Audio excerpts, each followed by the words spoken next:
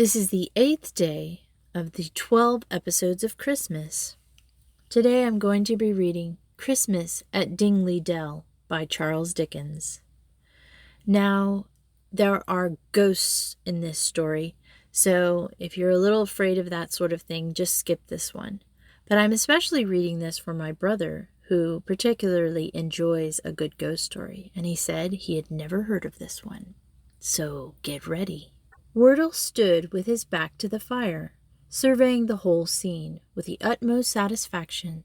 The fat boy took the opportunity of appropriating to his own use, and summarily devouring a particularly fine mince pie that had been carefully put by for somebody else.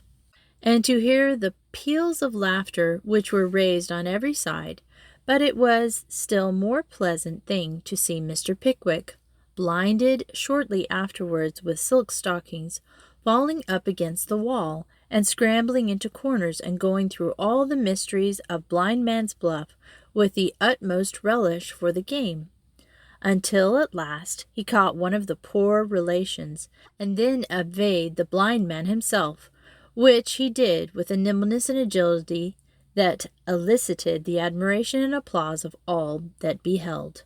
The poor relations caught the people who they thought would like it, and when the game flagged, got caught themselves. When they were all tired of Blind Man's Bluff, there was a great game at Snapdragon, and when fingers enough were burned with that, and all the raisins were gone, they sat down by the huge fire of blazing logs to a substantial supper, and a mighty bowl of wassail, something smaller than an ordinary wash-house copper, in which the hot apples were hissing and bubbling with a rich look and a jolly sound that were perfectly irresistible. "This," said Mr. Pickwick, looking round him, "this is indeed comfort." "Our invariable custom," replied Mr. Wardle. "Everybody sits down with us on Christmas Eve, as you see them now, servants and all. And here we wait until the clock strikes 12 to usher Christmas in, and beguile the time with fair fits and old stories. Trundle, my boy, rack up the fire." Up flew the bright sparks in myriads as the logs were stirred. The deep red blaze sent forth a rich glow that penetrated into the furthermost corner of the room, and cast its cheerful tint on every face. "How it snows!" said one of the men in a low tone. "Snows, does it?" said Wardle. "Rough, cold night, sir," replied the man, "and there's a wind got up that drifts it across the fields in a thick white cloud." "What does Jim say?" inquired the old lady. "There ain't anything the matter, is there?" "No, no, mother," replied Wardle. "He says there's a snowdrift and winds that's piercing cold. I should know that by the way it rumbles in the chimney." "Ah," said the old lady, "there was just such a wind and just such a fall of snow a good many years back, I recollect, just 5 years before your poor father died. It was a Christmas Eve, too, and I remember that on that very night he told us the story about the goblins that carried away old Gabriel Grubb." "The story about what?" asked Mr. Pickwick. "Oh, nothing, nothing," replied Wardle. "About an old Saxon that the good people down here suppose to have been carried away by goblins." "Suppose!" ejaculated the old lady. "Is there anybody hardly enough to disbelieve it? Suppose! Haven't you heard ever since you were a child that he was carried away by the goblins? And don't you know he was?" "Very well, mother. He was, if you like," said Wardle, laughing. "He was carried away by goblins, Pickwick, and there's an end of the matter." "No, no," said Mr. Pickwick. "Not an end of it, I assure you, for I must hear how, and why, and all about it." Wardle smiled, as every head was bent forward to hear, and filling out the wassail with no stinted hand, nodded a health to Mr. Pickwick, and began as follows. The story of the goblins who stole a sexton. In an old abbey town, down in this part of the country a long, long while ago, so long that the story must be a true one, because our great-grandfathers implicitly believe it, there officiated as sexton and grave-digger in the courtyard one Gabriel Grubb. It by no means follows that because a man is a sexton and constantly surrounded by the emblems of morality, therefore he should be a morose and melancholy man. Your undertakers are the merriest fellows in the world, and I once had the honor of being in intimate terms with a mute, who, in private life and off duty, was as comical and jocose a little fellow as ever chirped out a devil-may-care song, without a hitch in his memory, or drained off the contents of a good stiff glass without stopping for breath. But, notwithstanding these precedents to the contrary, Gabriel Grubb was an ill-conditioned, cross-grained, surly fellow, a morose and lonely man, who consorted with nobody but himself, and an old wicker bottle which fitted into his large, deep waistcoat pocket, and who eyed each merry face as it passed him by, with such a deep scowl of malice and ill humour, as it was difficult to meet without feeling something the worse for. A little before twilight one Christmas Eve, Gabriel shouldered his spade, lighted his lantern, and betook himself towards the old churchyard, for he had got a grave to finish by next morning, and feeling very low, he thought it might raise his spirits, perhaps, if he went on with his work at once. As he went his way up the ancient street, he saw the cheerful light of the blazing fires gleam through the old casements, and heard the loud laugh and the cheerful shouts of those who were assembled around him. He marked the bustling preparations for the next day's cheer, and smelt the numerous savory odors consequent thereupon as they steamed up from the kitchen windows in clouds. All this was gale and wormwood to the heart of Gabriel Grubb, and when groups of children bounded out of the house, tipped across the road, and were met, before they could knock at the opposite door, by half a dozen curly-headed little rascals who crowded round them as they flocked upstairs to spend the evening in their Christmas games, Gabriel smiled grimly, and clutched the handle of his spade with a firm grasp, as he thought of measles, scarlet fever, thrush, whooping cough, and a good many other sources of consolation besides. In his happy frame of mind, Gabriel strode along, returning a short, sullen growl to the good-humored greetings of each of his neighbors, as well as then passed him, until he turned into the dark lane which led to the courtyard. Now Gabriel had been looking forward to reaching the dark lane because it was, generally speaking, a nice, gloomy, mournful place into which the townspeople did not much care to go, except in broad daylight and when the sun was shining. Consequently, he was not a little indignant to hear a young urchin roaring out some jolly song about a Merry Christmas in the very sanctuary, which had been called Coffin Lane ever since the days of the old abbey, and the time of the shaven-headed monks. As Gabriel walked on, the voice drew nearer. He found it proceeded from a small boy, who was hurrying along to join one of the little parties in the old street, and who, partly to keep himself company and partly to prepare himself for the occasion, was shouting out the song at the highest pitch of his lungs. So Gabriel waited until the boy came up, and then dodged him into a corner, rapped him over the head with his lantern 5 or 6 times to teach him to modulate his voice.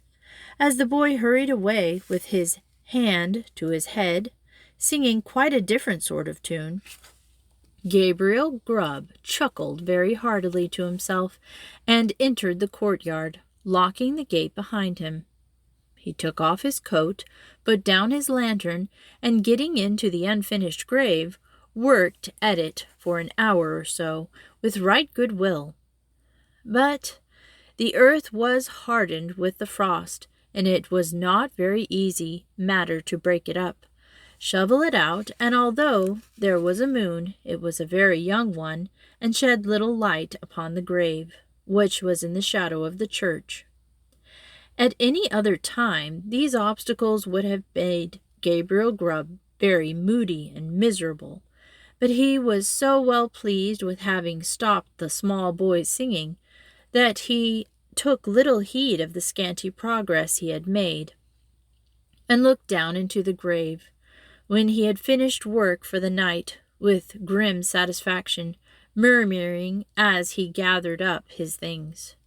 Brave lodgings for one, brave lodgings for one, a few feet of cold earth when life is done, a stone at the head, a stone at the feet, a rich juicy meal for the worms to eat, rank grass overhead and damp clay around, brave lodgings for one, these in holy ground.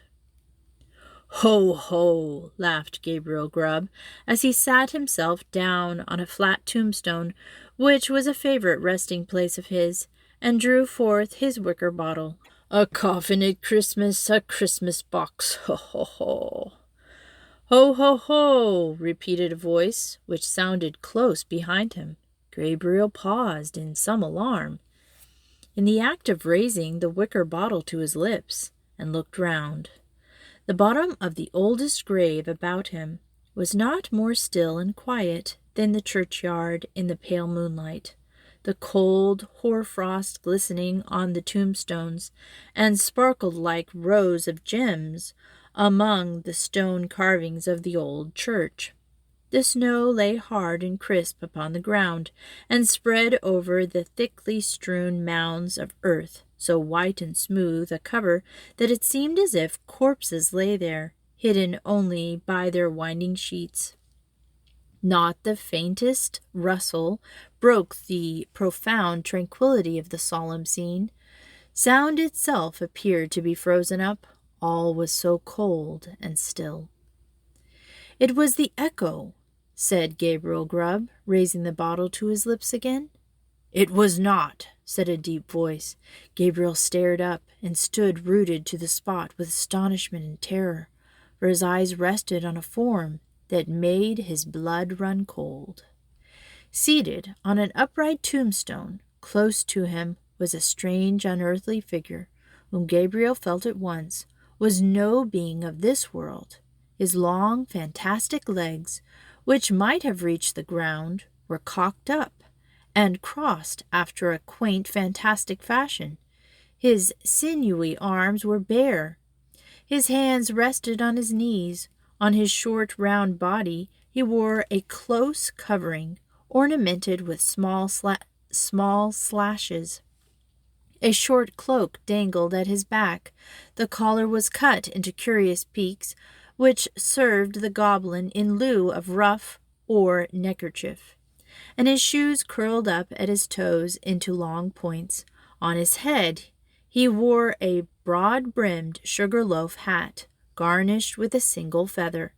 The hat was covered with a white frost, and the goblin looked as if he had sat on the same tombstone very comfortably for 200 or 300 years.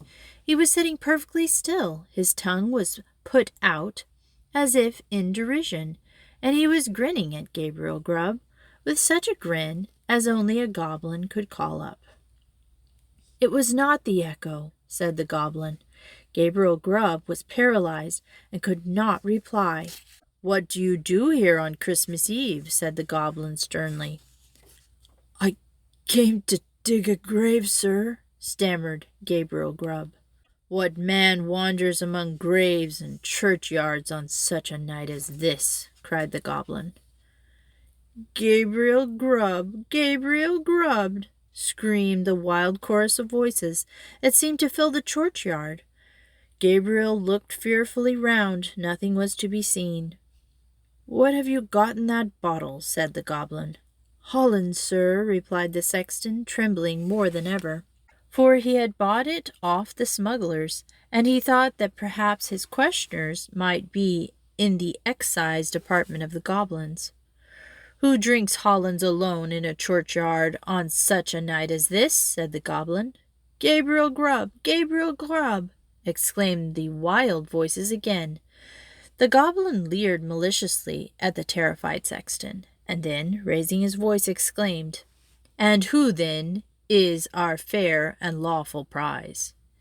In this inquiry, the invisible chorus replied in a strain that sounded like the voices of many choristers singing to the mighty swells of the old church organ, a strain that seemed borne to the sexton's ears upon a wild wind and to die away as it passed onward.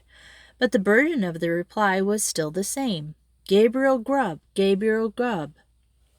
The goblin grinned, a broader grin than before he had said, "Well, Gabriel, what do you say to this?" The sexton gasped for breath. "What do you think of this, Gabriel?" said the goblin, kicking up his feet in the air on either side of the tombstone and looking at the turned-up points with as much complacency as if he had been contemplating the most fashionable pair of Wellingtons in all Bond Street. It's very curious, sir," replied the sexton, half dead with fright. "Very curious and very pretty, but I think I'll go back and finish my work, if you please." "Work?" said the goblin. "What work?" "The grave, sir, making the grave," stammered the sexton. "Oh, the grave, eh?" said the goblin. "Who makes graves at a time when all other men are merry and take a pleasure in it?" Again the mysterious voice replied, "Gabriel Grubb, Gabriel Grubb." "I'm afraid my friend want you, Gabriel," said the goblin, thrusting his tongue further into his cheek than ever, and a most astonishing tongue it was. "I'm afraid my friends want you, Gabriel," said the goblin. "Under favor, sir," replied the horror-stricken sexton. "I don't think they can, sir. They don't know me, sir. I don't think the gentlemen have ever seen me, sir." "Oh, yes, they have," replied the goblin.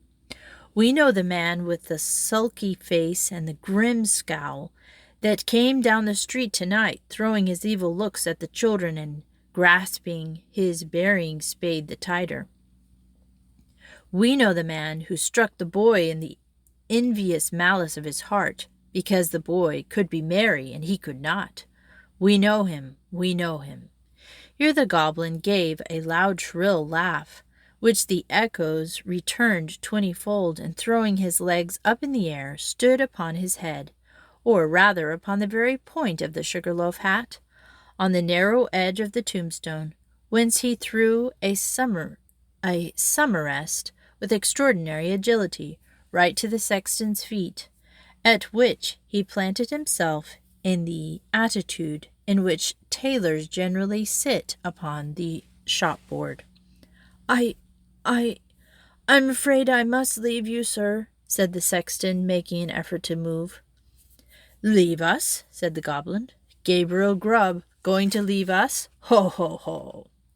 As the goblin laughed, the sexton observed for one instant a brilliant illumination within the windows of the church, as if the whole building were lighted up.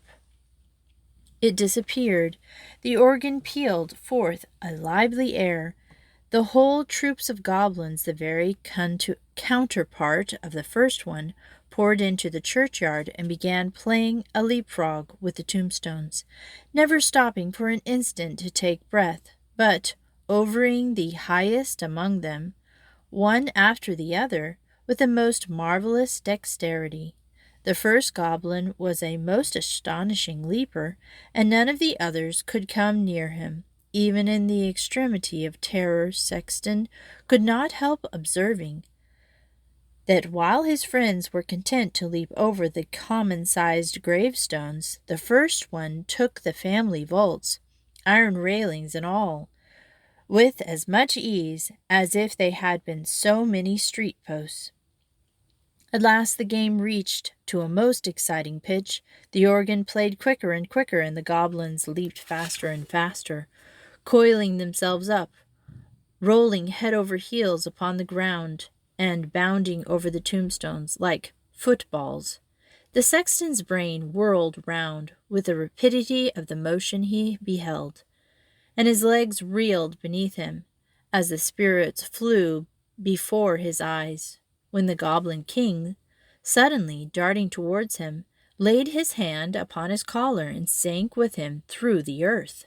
When Gabriel Grubb had had time to fetch his breath, which the rapidity of his descent had for the moment taken away, he found himself in what appeared to be a large cavern, surrounded on all sides by crowds of goblins, ugly and grim. In the center of the room, on an elevated seat, was stationed his friend the churchyard, and close beside him stood Gabriel Grubb himself without power of motion. "Cold tonight?" asked the king of the goblins. "Very cold? A glass of something warm, here." At this command, half a dozen officious goblins, with a perpetual smile upon their faces, whom Gabriel Grubb imagined to be courtiers on that account, hastily disappeared and presently returned with a goblet of liquid fire, which they presented to the king. "Ah!" cried the goblin, whose cheeks and throats were transparent, as he tossed down the flame, "this warms one indeed.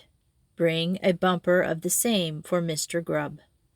It was in vain for the unfortunate sexton to protest that he was not in the habit of taking anything warm at night. One of the goblins held him, while another poured the blazing liquid down his throat.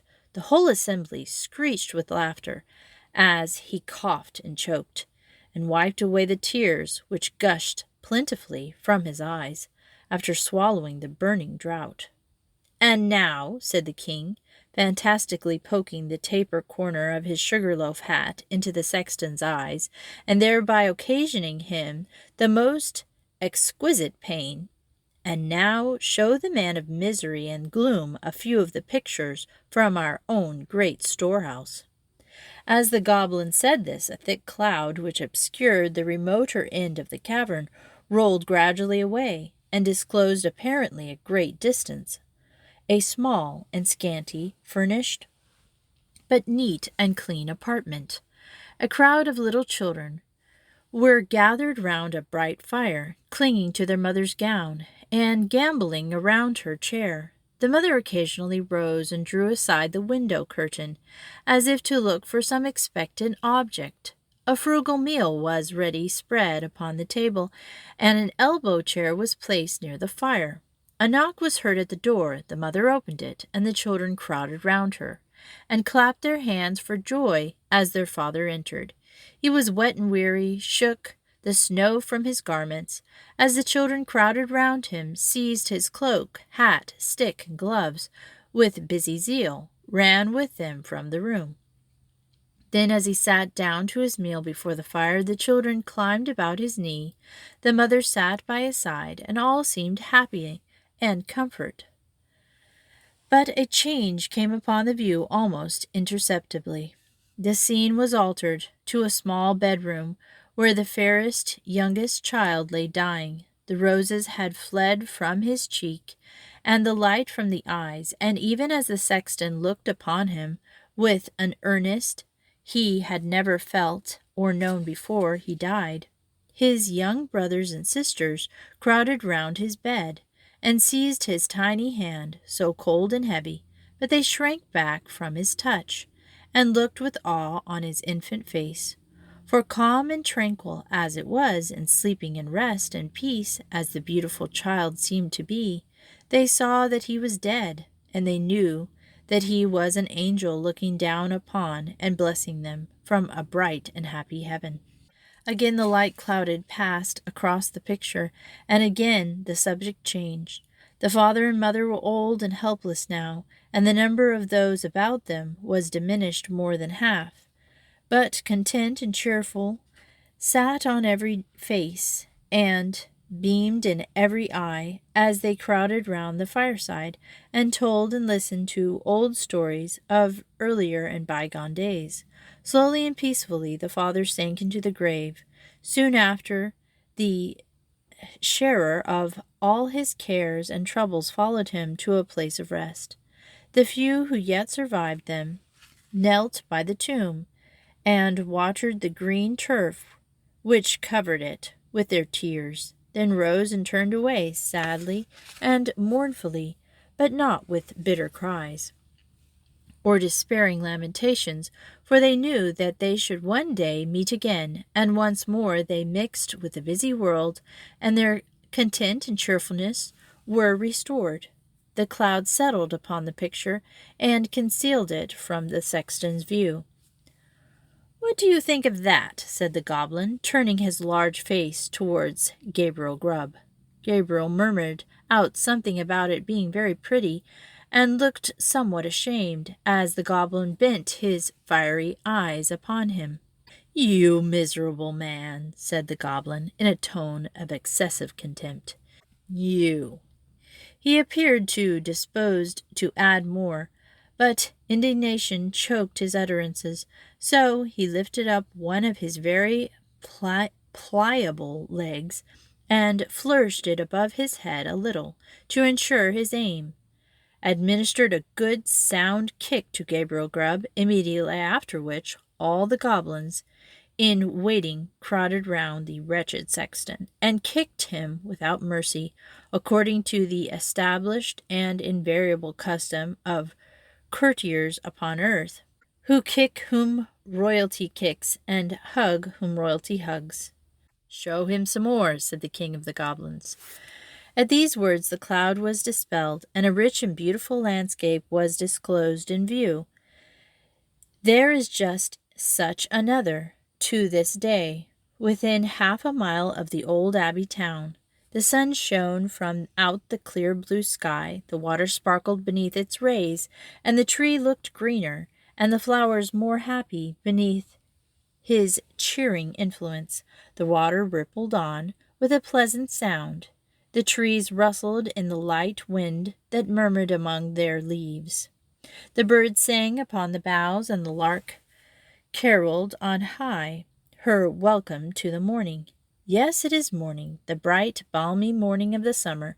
The minutest leaf, the smallest blade of grass, was instinct with life. The ant crept forth to her daily toil, and the butterfly fluttered and basked in the warm rays of the sun. Myriads of insects spread their transparent wings, reveled in the brief but happy existence. Man walked forth, elated with the scene, and all was brightness and splendor. "You a miserable man," said the king of the goblins, in a more contemptuous tone than before, and again the king of the goblins gave his leg a flourish. Again it descended on the shoulders of the sexton, and again the intended goblins imitated the example of their chief. Many a time the cloud went and came, and many a lesson it taught to Gabriel Grubb, who, although his shoulders smarted with pain from the frequent application of the goblin's feet, looked on with an interest that nothing could diminish.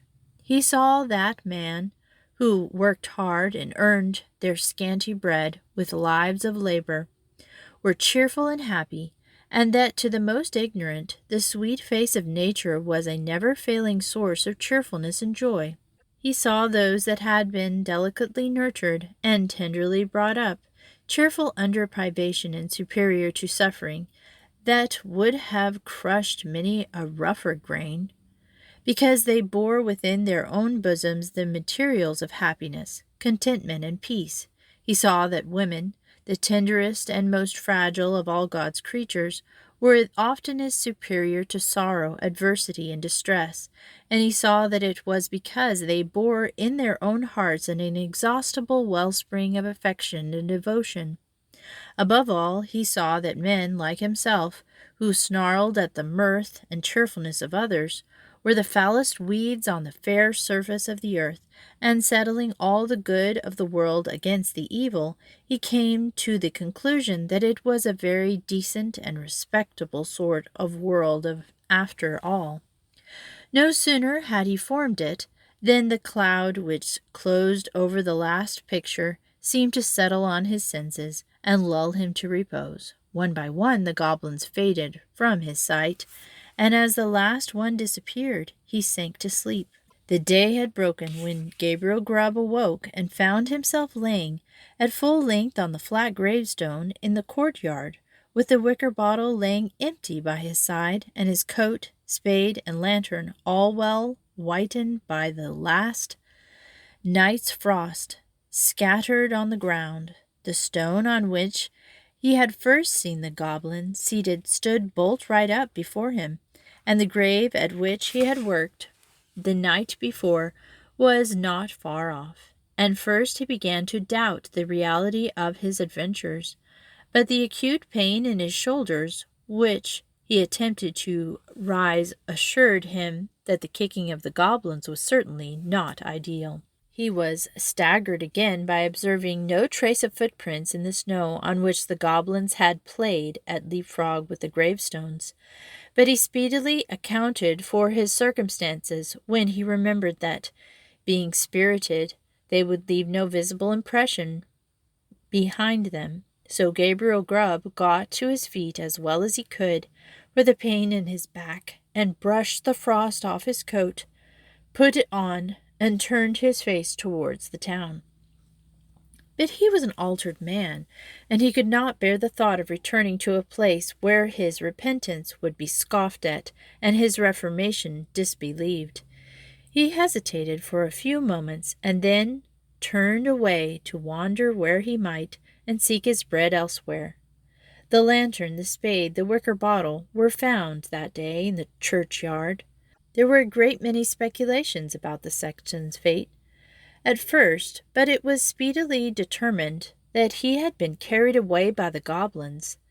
There were not wanting many very credible witnesses who had distinctly seen him whisked through the air on the back of a chestnut horse, blind of one eye, with the hindquarters of a lion and the tail of a bear. At length all this was devoutly believed, and the new sexton used to exhibit to the curious, for a trifle amount, a good-sized piece of the church weathercock, which had been accidentally kicked off by the aforesaid horse in his aerial flight, and picked up by himself in the churchyard a year or two afterwards. Unfortunately, these stories were somewhat disturbed by the unlooked-for reappearance of Gabriel Grubb himself, some 10 years afterwards, a ragged, contented old man. He told his story to the clergyman, and also to the mayor, and in course of time it began to be received as a matter of history, and which from it has continued down to this very day. The believers in the weathercock tale have misplaced their confidence once, were not easily prevailed upon to part with it again, so they looked as wise as they could, shrugged their shoulders, touched their foreheads, and murmured something about Gabriel Grubb having drunk all the Hollands, and then fallen asleep on the flat tombstones, and they affected to explain what he supposed he had witnessed in the goblin's cavern, by saying that he had seen the world and grown wiser. But this opinion, which was by no means a popular one at any time, gradually died off, and be the matter how it may, as Gabriel Grubb was afflicted with rheumatism to the end of his days, this story has at least one moral, if it teach no better one, and that is, that if a man turn sulky and drink by himself at Christmas time, he may wake up his mind to be not a bit the better for it, let the spirits be never so good, or let him be even as many degrees beyond proof as those which Gabriel Grubb saw in the goblin's cavern. The end. What did you think of that? Pretty creepy. And that is the end of day 8.